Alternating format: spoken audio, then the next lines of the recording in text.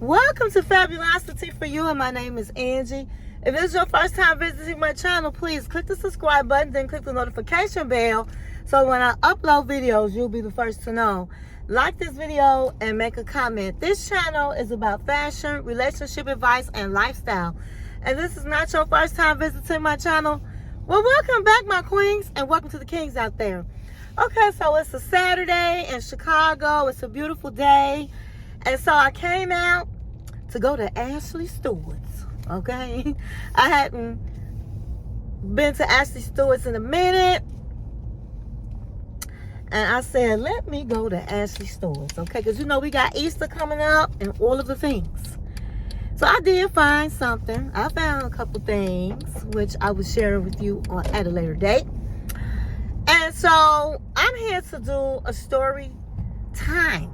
I haven't told a story in a long time, and so that's what I'm doing. We're gonna do today. I think I need to close this up,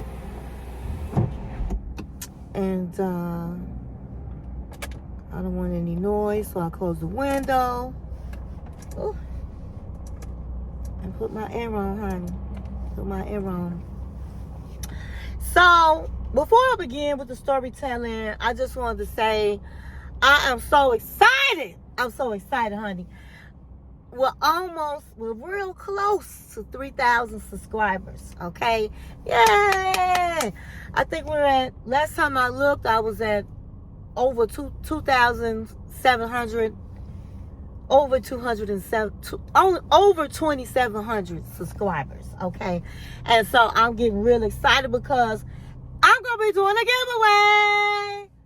Now, even though the economy is bad, prices is high, all of the things, Angie's still going to be doing a giveaway because I appreciate all of my new subscribers that have subscribed to my channel.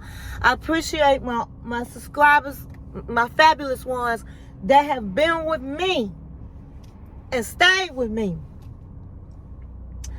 I show my appreciation by doing giveaways, okay? We're going to have more than one winner. That's all I'm going to say.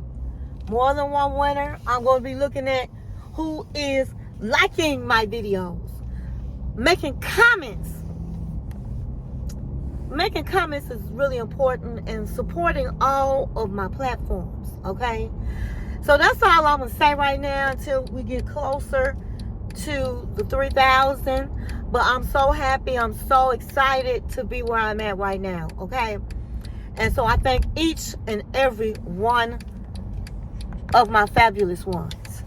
Now, I usually do videos during the week, but I started a new position on my job, and then I'm still working my old position. And so I have a lot of responsibilities right now, and I'm just so busy with my job, and I've just completed training, and so now I'm flying solo, and I'm just trying to get my zhoosh, okay? My zhoosh. Once I find my zhoosh, then I can start doing videos back during the week.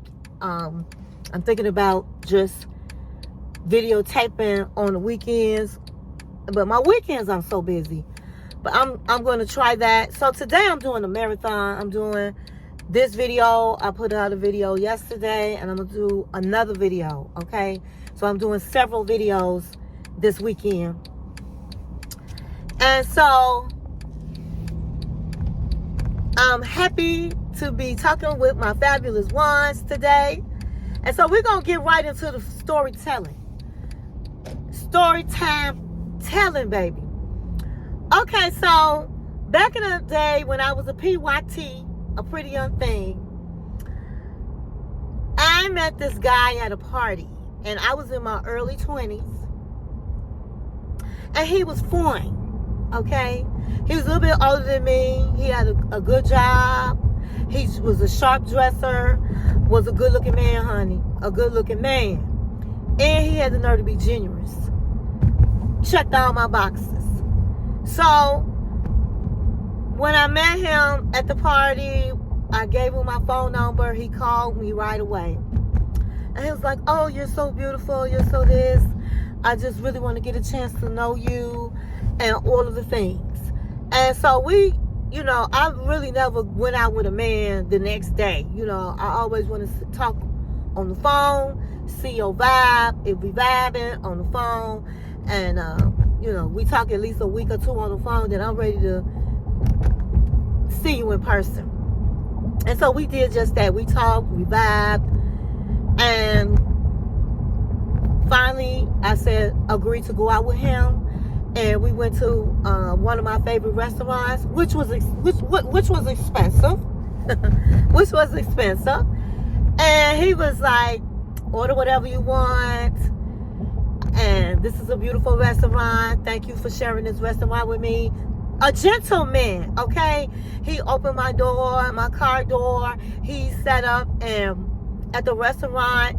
He even pushed my chair out for me. Mama raised him right. Mama and Daddy raised him right. He had both his parents he lived with. Well, I think he still lived at home. I still lived at home too.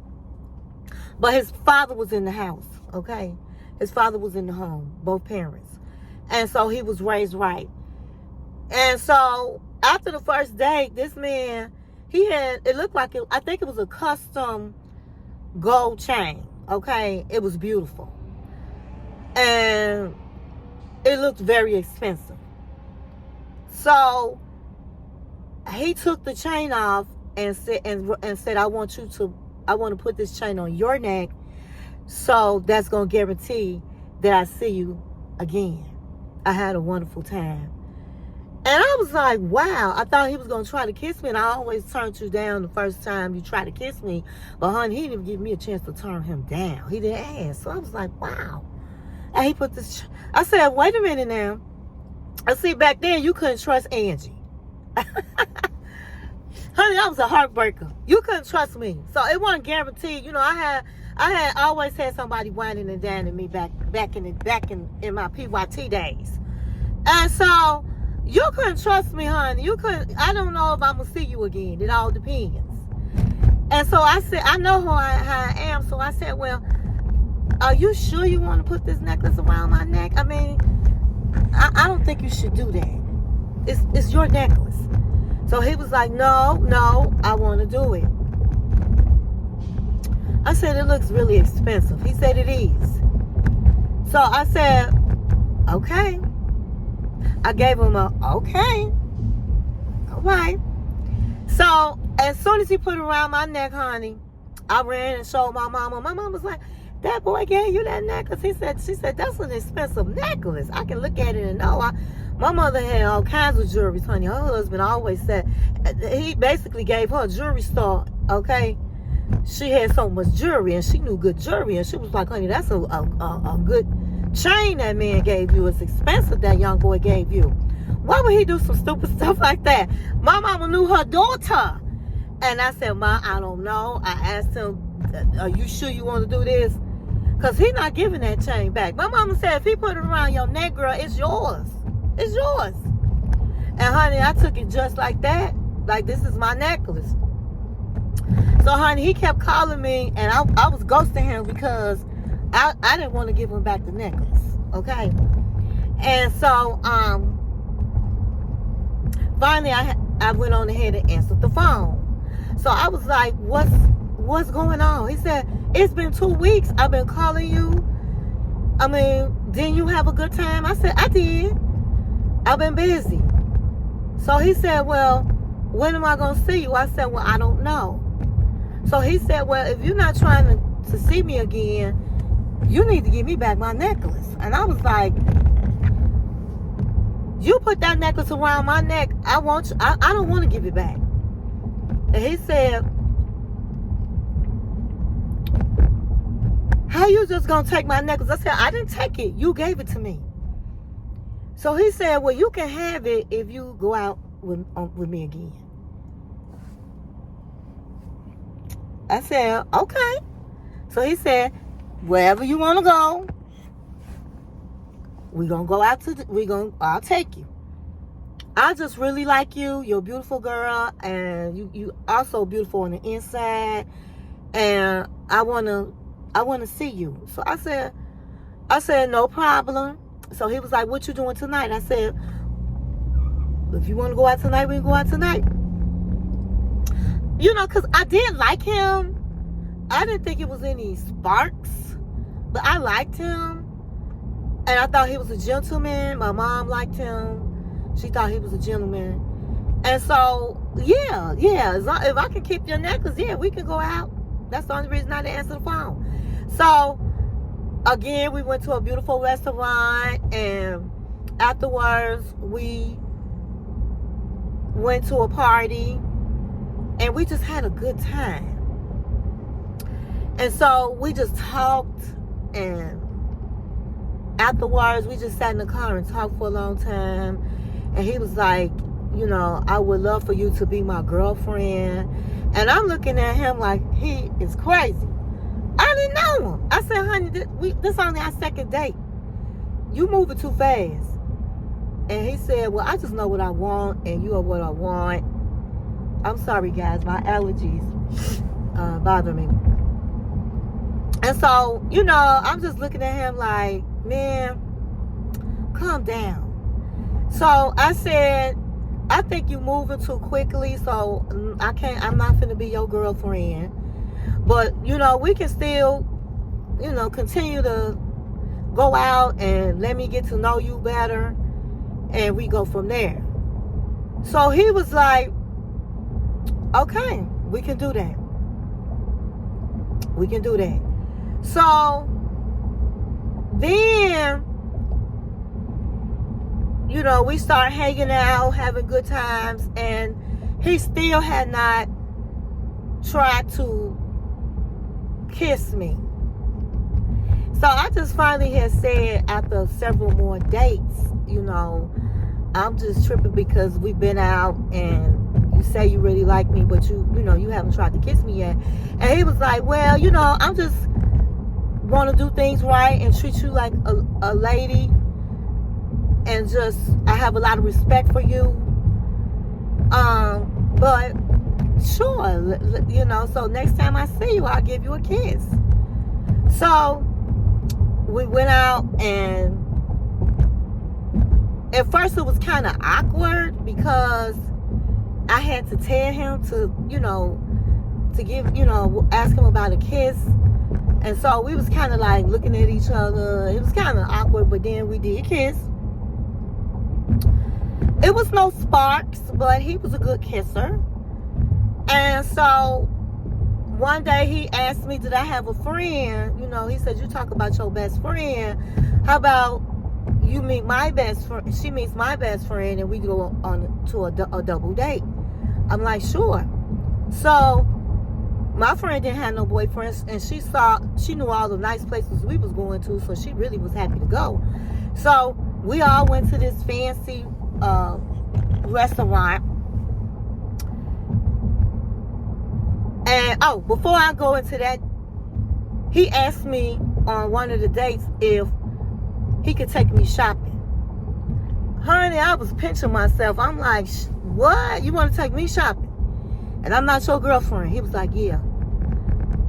So, honey, we went to the water tables, baby. We went downtown to the water tables, and he spent some money on me and all this kind of stuff.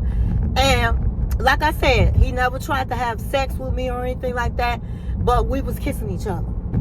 So, we then introduced his friend to my friend, and we double dated. We went to this really nice seafood place, and then after that, we went to the show. And so when we got to the show, we was running late, so we got our seats. And I said, I would like some popcorn and a Coke. And so his friend was like, yeah, give me a large popcorn and a Coke and some M&Ms. And he said it like he bossing him. And I'm looking at him like, what's going on? So I said, hold up. He needs to go and get his own popcorn.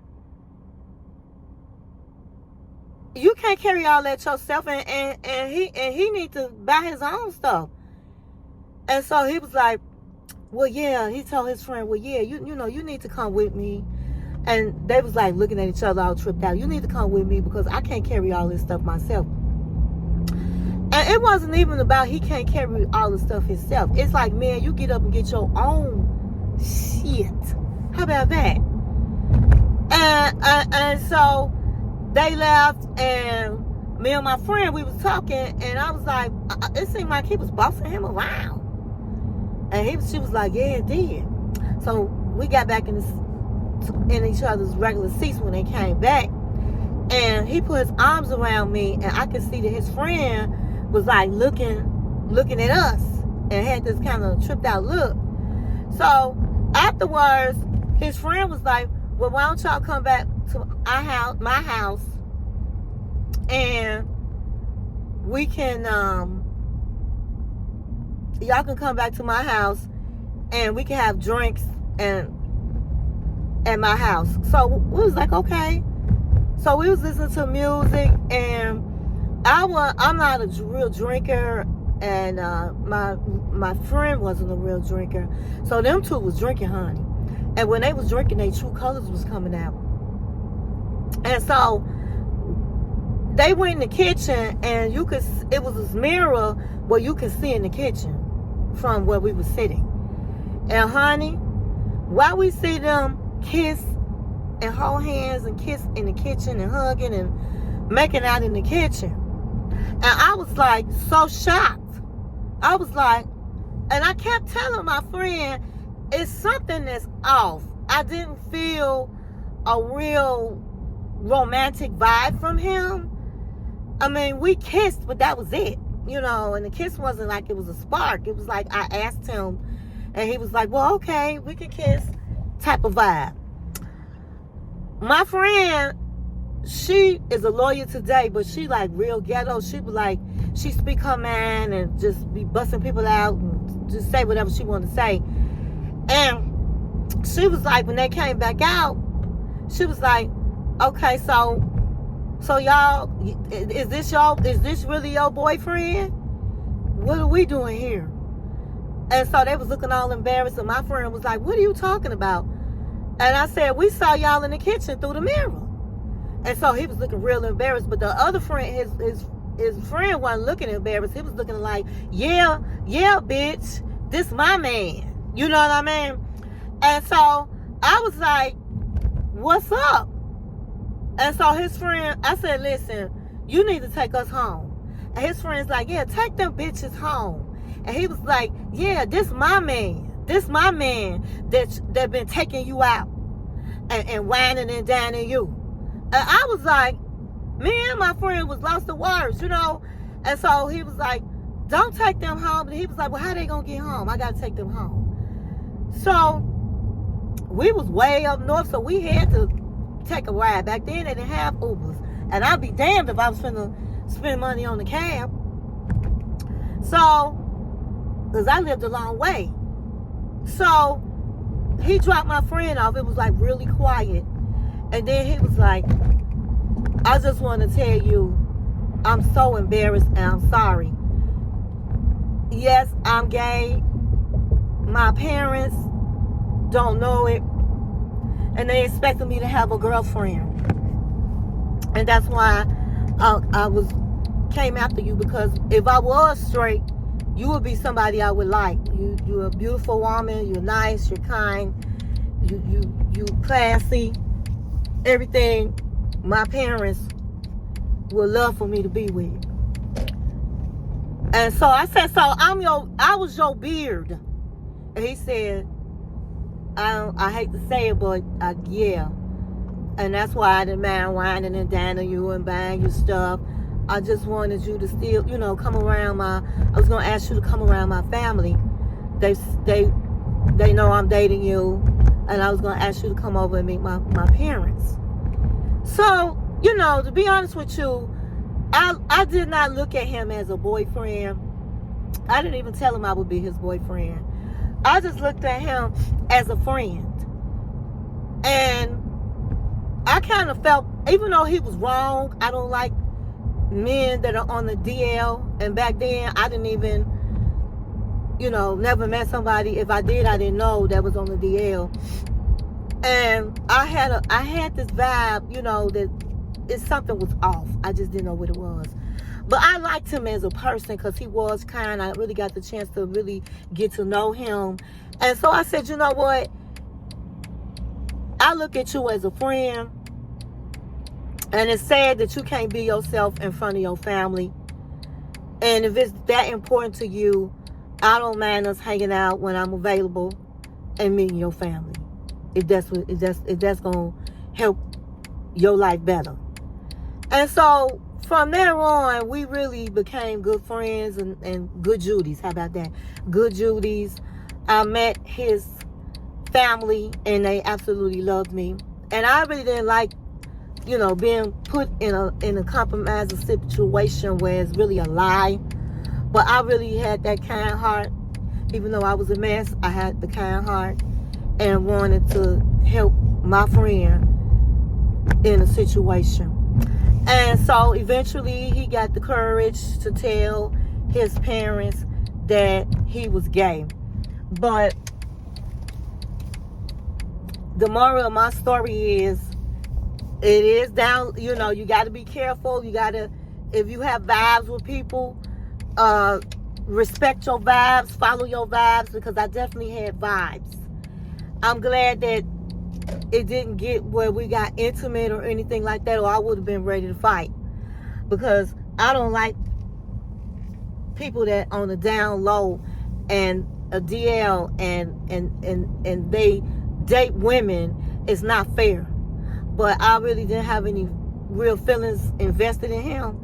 So I looked at him as a friend, and so that was that. So anyway, that was my story. I hope you enjoyed it. And I'll see you in the next video.